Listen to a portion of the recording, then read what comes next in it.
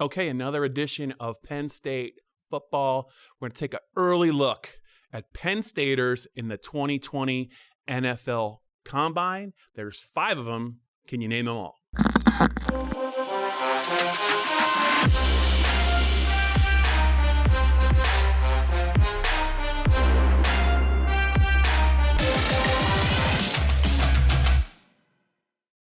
The Penn State Blitz podcast rolls on. I'm Bob Flounders in the studio with Greg Pickel. Greg, we're talking about Penn State and their presence in the 2020 NFL Combine. There's some schools with more guys, but they've got 5, a solid 5. We took the test before we started talking about this.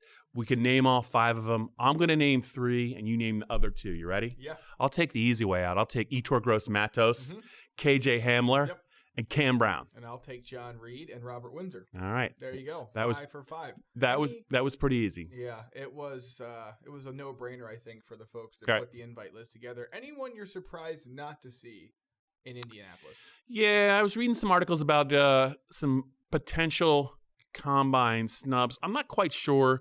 I mean, the name Jan Johnson came up, the linebacker, Penn State's starting middle linebacker the last 2 years, former walk-on, former Pennsylvania high school state wrestling champion, just at a really scholar athlete in every student athlete, every sense of the word.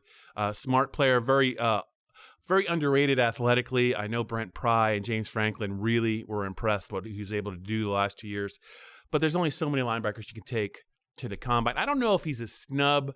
I would have liked to have seen him at the Combine. Also, just wanted to point out, even though he didn't play for Penn State, Tommy Stevens was not invited to the Combine. Had a very so-so year at Mississippi State. Actually lost the job. Intriguing athlete. Had trouble staying healthy. But, man, I just remember in 2016, Greg, and maybe watching him play in mop-up duty in that Maryland game in 2017 when he ran for over 100 yards. I thought, this guy's definitely going to make it to the Combine. He's blocked right now. He's going to get 1 year at Penn State. Coaches and NFL people are going to fall in love with his arm talent and his size, but I don't know if I'm surprised he didn't make it, but I think that teams still might want to learn a little bit more about Tommy. Yeah, I think so too. I think they'll want to learn more about him and what he's able to do in a number of different ways, even though he wasn't as successful as maybe it looked like he was going to be at one point in time. Steven Gonzalez, he came back for another year. I thought maybe he would get a look. He does not. We'll see how that all plays out. But for the most part, and I agree with your thoughts on Jan Johnson, I think they got the right 5 Penn State players. And we've seen guys test well at Pro Day, even though they didn't make it to the Combine. Right. And then they earned private workouts after that. I believe Deion Barnes was like that. DeAndre Tompkins, now in the XFL, was like that. So it's not the end of the road for those guys by any stretch of the imagination. But this is a group that is maybe not as, they're not. I don't know if any of these guys are going to necessarily wow the testing numbers. They will in some ways because Penn State guys trained by Dwight Galt usually do. But I will be interested to see how John Reed runs.